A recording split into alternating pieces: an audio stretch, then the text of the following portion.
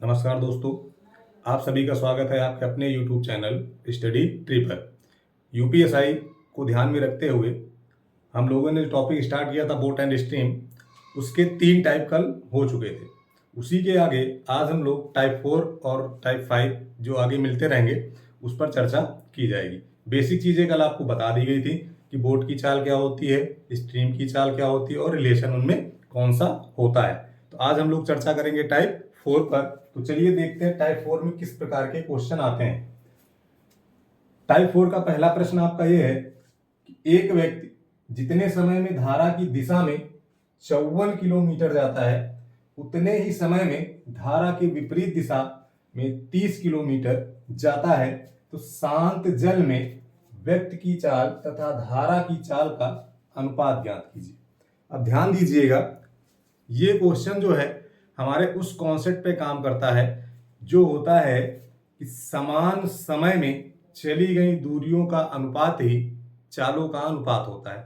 समान समय में चली गई दूरियों का अनुपात ही किसका अनुपात होता है? चाल का अनुपात होता है। तो जैसे क्वेश्चन में कहा कि उतना ही समय, मतलब जितना समय जाने में लगा उतना ही समय आने में लगा, तो डायरेक्ट आप लिख सकते हो कि 54 और 30 का जो अनुपात है यही उनकी डायरेक्शन में चले गई दूरियों का अनुपात है।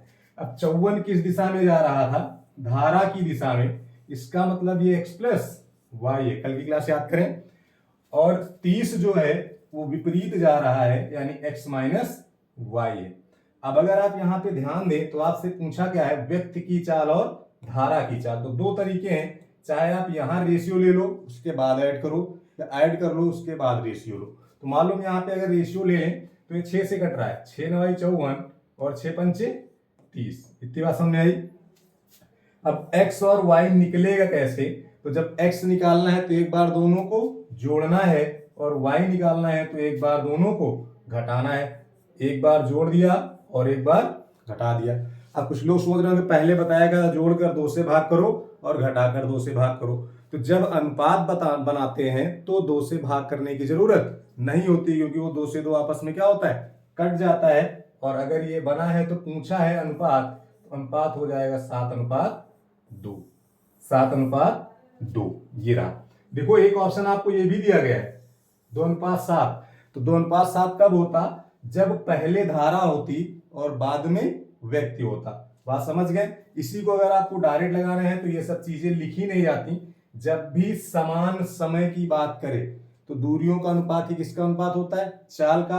अब आप बोट एंड स्टीम में पढ़ रहे हैं तो व्यक्ति की चाल निकालने के लिए दोनों को जोड़ेंगे और 2 से भाग करेंगे, और धारा की चाल निकालने के लिए दोनों को घटाएंगे और 2 से भाग करेंगे। तो जब दोनों को जोड़ेंगे तो देखो 84 हो जाएगा। 30 और 54 84। जब दोनों को घटाएंगे तो 24 हो जाएगा। ठीक है। अब मान लो आपके केस में मैं कह दे रहा हूं ठीक है 2 से आप भाग कर लीजिए। जब आप 2 से भाग करोगे तो देखो अनुपात के केस में जो कॉमन होता है कट जाता है, इसीलिए हम अनुपात में 2 से भाग ना करके डायरेक्ट लिख देते हैं। अब इसको 12 से काट दें, 12 सत्ते 84 और 12 दूनी 24। तो इस तरह आप डायरेक्ट भी इसका आंसर 7:2 कर सकते हैं। बात क्लियर है? चलिए अगला क्वेश्चन देखो क्या लिखा है। एक व्यक्ति जितने समय में धारा की दिशा में 36 किलोमीटर जाता है उतने ही समय में धारा की विपरीत दिशा में 24 किलोमीटर जाता है। धारा की चाल तथा शांत जल में व्यक्ति की चाल का अनुपात क्या होगा? तो सिंपल सा कॉन्सेप्ट बन गया कि समय क्या है? समान है। देखो जितने समय में उतने ही समय में, यानी अगर 1 घंटा इधर लगा तो 1 घंटा इधर लगा। जब समय समान हो गया तो दोनों को एक बार जोड़ देंगे और एक बार दोनों को घटा देंगे। तो जब जोड़ेंगे और घटाएंगे तो 2 से भाग करने की जरूरत क्यों नहीं? क्योंकि हम लोग क्या बना रहे हैं? अनुपात बना रहे हैं। यहां पे बन जाएगा 5 और यहां पे बन जाएगा 1। ये वाला हो गया x, ये वाला हो गया y। अब यहां पे ध्यान दो, पहले किसकी चाल लिखनी है? धारा की। तो धारा की चाल कितनी है? 1। फिर किसकी चाल लिखनी है? व्यक्ति की चाल कितनी है? 5। यानी रेशियो होगा 1:5। 5 अनुपात क्यों नहीं हुआ? बात समझ गए होंगे। 5:1 तब होता जब पहले व्यक्ति होता और धारा बाद में होती। जैसा क्वेश्चन पूछेगा वैसा ही आंसर देंगे। आगे देखिए क्या लिखा है। एक व्यक्ति धारा की दिशा में 18 किलोमीटर जितने समय में जाता है उसके 3 गुने समय में वापस आता है, तो धारा की चाल और शांत जल में व्यक्ति की चाल का अनुपात क्या होगा। ध्यान देना, कितने गुने समय में जा रहा है, 3 गुने। एक बार डिस्क्राइब करके बता रहे, फिर डायरेक्ट भी लगा देंगे। देखो 3 गुने समय का मतलब हुआ जब जा रहा था तो समय 3 लिया, मतलब जब गया धारा की दिशा में तो धारा की दिशा में लिया गया समय अगर 1 है तो वापस आते समय समय कितना हो जाएगा, 3 हो जाएगा। और समय का इनवर्स क्या होता है, समय का उल्टा क्या होता है, 4। समय का उल्टा क्या होता है, 4। तो हो जाएगा 3 और 1। अब ध्यान दो, जब चाल बनी है तो एक चाल है धारा की दिशा। तो धारा की दिशा का मतलब ये वैल्यू किसकी है, x प्लस वाई की। तो धारा से वापस गए हैं तो धारा के अपोजिट हो गए, यानी x माइनस वाई। अब जब x plus Y x minus Y बन गया तो एक बार जोड़ो और एक बार घटाओ। जोड़े तो क्या मिला, x, घटाए तो क्या मिला, y। जोड़े तो 4, घटाए तो 2, और अनुपात आपको मिलेगा 2:1। अब ध्यान देना, पहले पूछा क्या है, पहले किसकी चाल है, धारा की।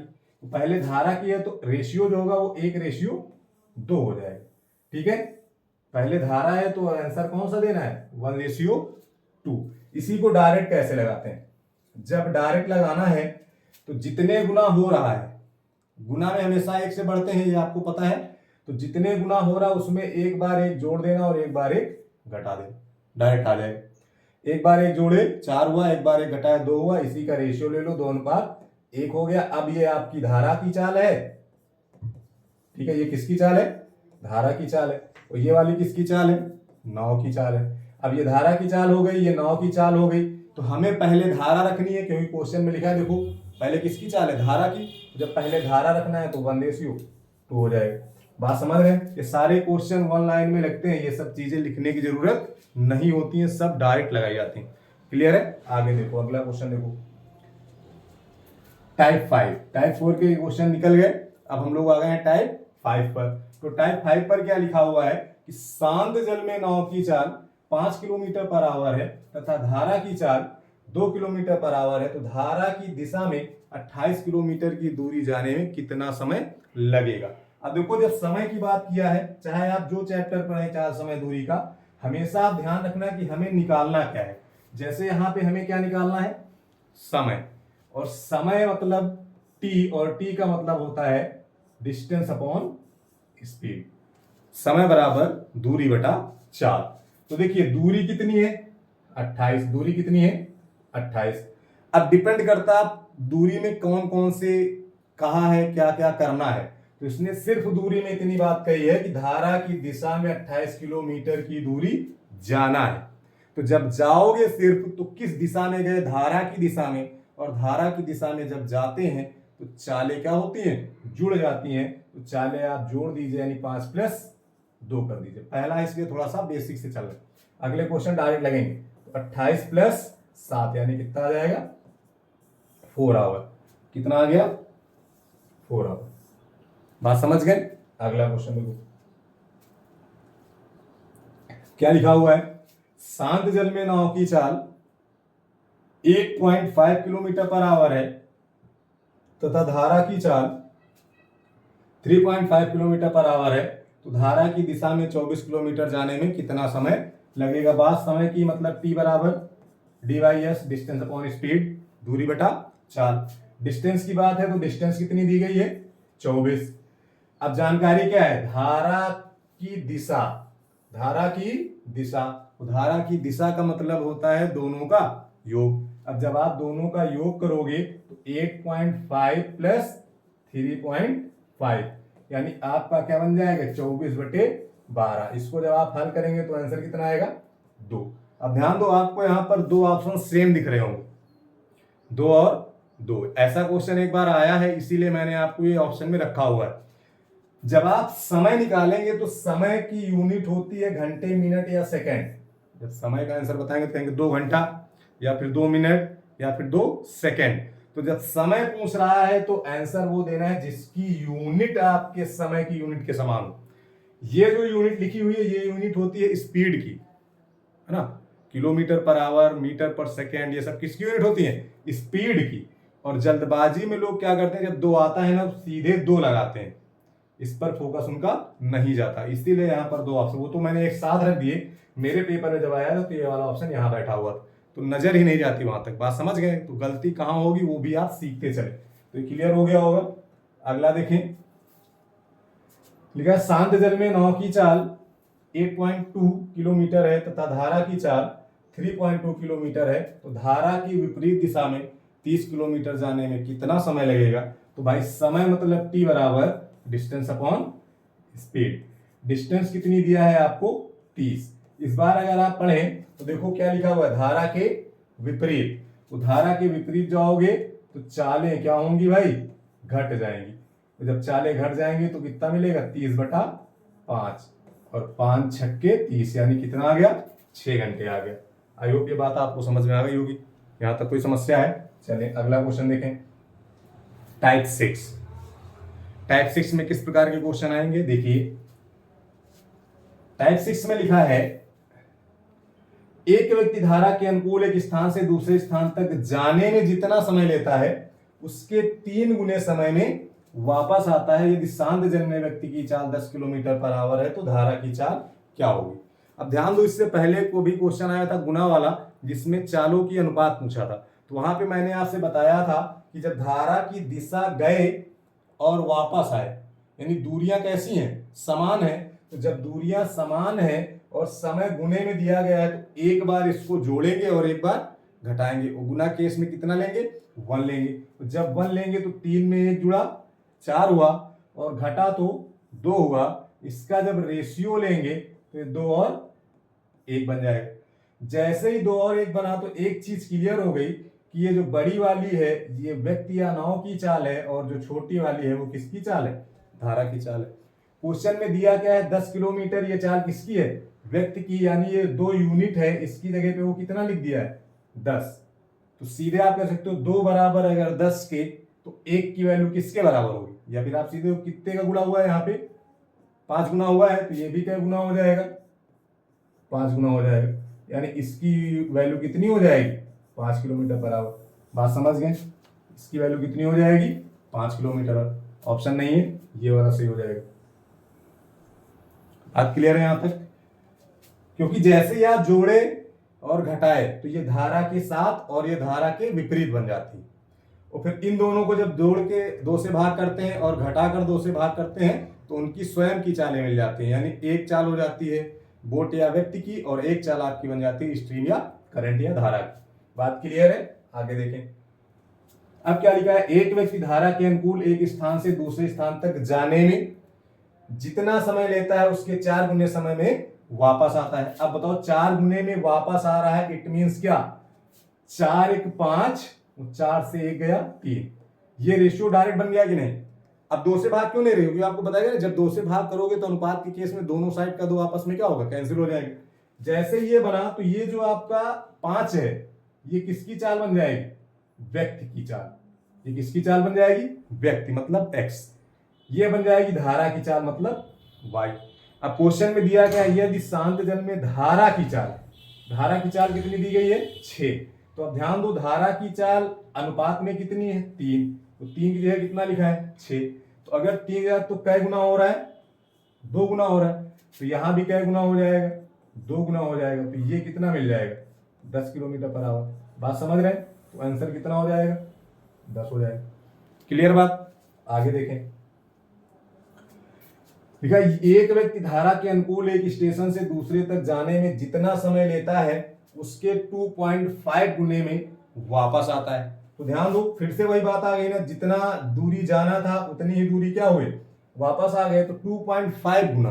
अगर एक जोड़ेंगे तो बनेगा 3.5 और एक घटाएंगे तो बनेगा 1.5। अगर इसका मैं रेशियो ले लूं तो दशमलव से दशमलव कैंसिल हो जाएगा। इसको जरा 5 से काट दीजिए।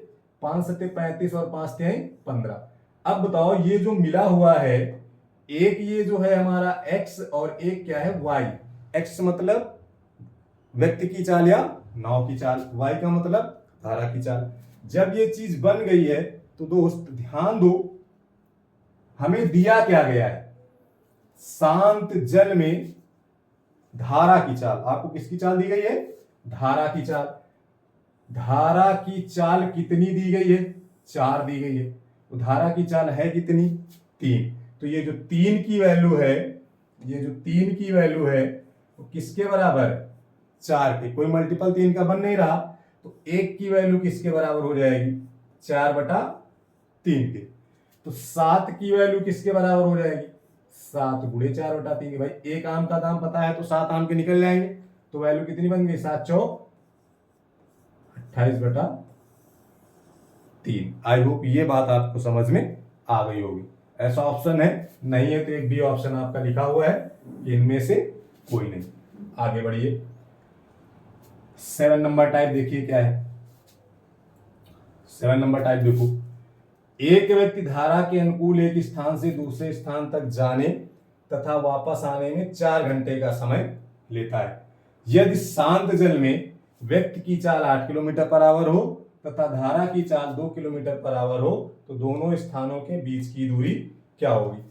पहले ही दिन आपको बताया गया था, अगर आपको याद हो, पहले दिन का बोट एंड स्टीम का सबसे पहला वाला पेज जो मैंने कहा था नोट डाउन कर लेना, वहां पे आपको बताया गया था कि अगर व्यक्ति गया और फिर वापस आ गया, तो इस केस में एक इक्वेशन लिखाई गई थी और मैंने कहा था वो डायरेक्ट रिलेशन के रूप में भी पूछा जाता है। तो वो इक्वेशन क्या बताई गई थी, 2dx upon x² minus y² बराबर किसके बताई गई थी, ठीक है।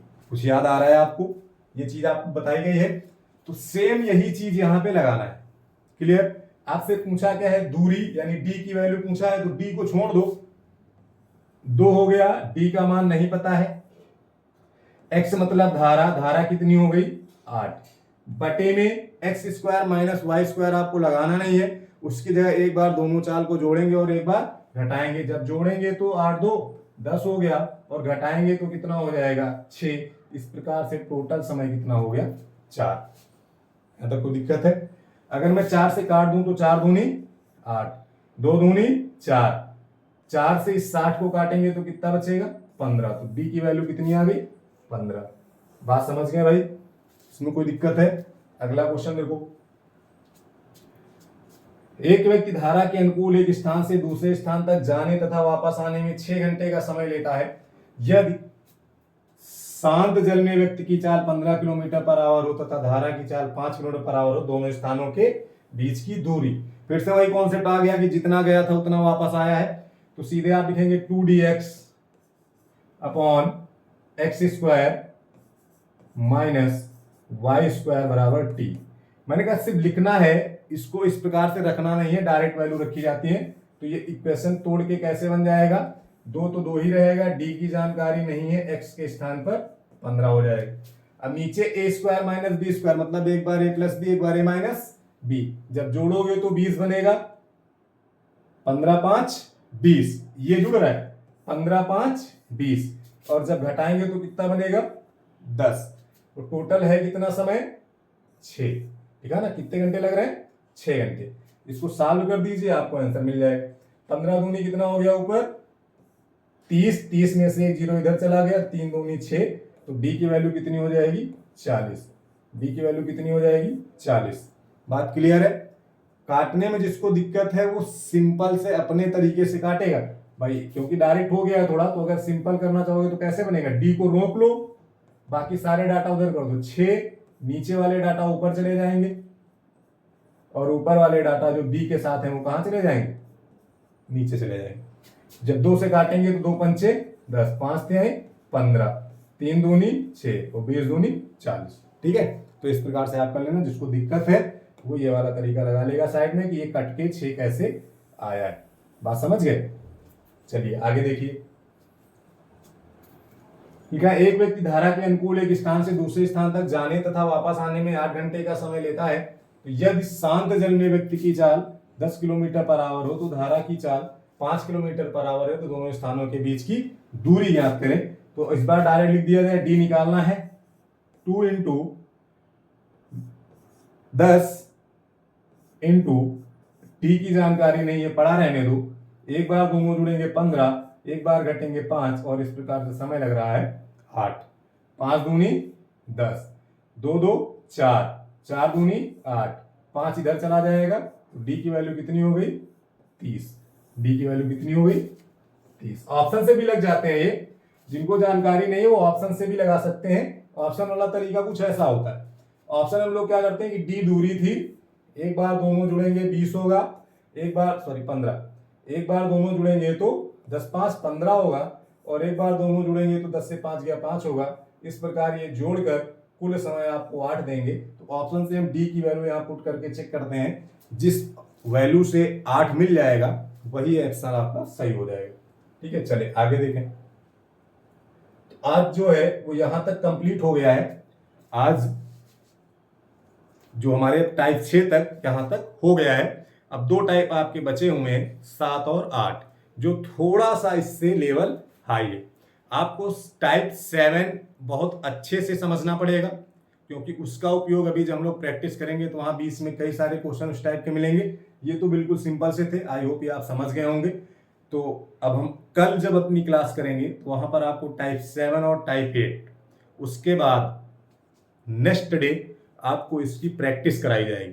क्लियर है? और जब आप प्रैक्टिस करें तो प्रैक्टिस करते समय वीडियो को पुश करें, क्वेश्चन लगाएं, फिर बाद में उसका आंसर मिलाएं। इतना जब काम आप करते रहेंगे तो आपकी तैयारी और बेहतर होती चली जाएगी। बात समझ रहे हैं? तो तैयारी को बेहतर करना है, क्योंकि हमें इस बार सिलेक्शन लेना है। तो आज हम लोग यहीं तक रुकते हैं, फिर मिलेंगे अगले दिन। तब तक के लिए धन्यवाद।